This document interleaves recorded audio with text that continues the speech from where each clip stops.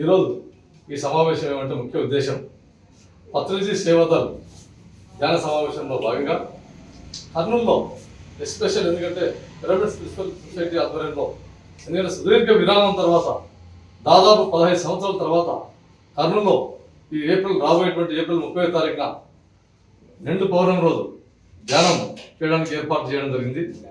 ధ్యాన మహాయజ్ఞం కార్యక్రమాన్ని తలపెట్టారు. అందులో భాగంగా ఎందుకంటే ఈ కర్నూలు ప్రాంతం అనేది ఈ ధ్యానంలో నిలవైంది.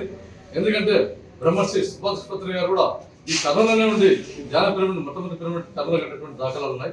అందులో భాగంగా మనం ఈ యజ్ఞాన్ని మనం బ్రహ్మాండంగా అంగరంగ వైభవంగా జరుపుకోవాలి.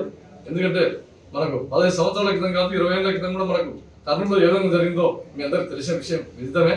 అందులో భాగంగా కర్నూలులో ఉన్నటువంటి పిరమిడ్ భక్తులందరూ పిరమిడ్ డివోటీస్ అందరూ ఎందుకంటే కర్నూలు చుట్టుపక్కల ఉన్నటువంటి జిల్లా నుంచి కూడా చాలా మంది తండపదండాలుగా వస్తున్నారు కాబట్టి మనమంతా మన కర్నూలుకి అతిథిగా వస్తున్నారు కాబట్టి మనమంతా ఆ యజ్ఞాన్ని మనం బ్రహ్మాండంగా విజయవంతం చేయాలని చెప్పేసి కోరుకుంటున్నాం.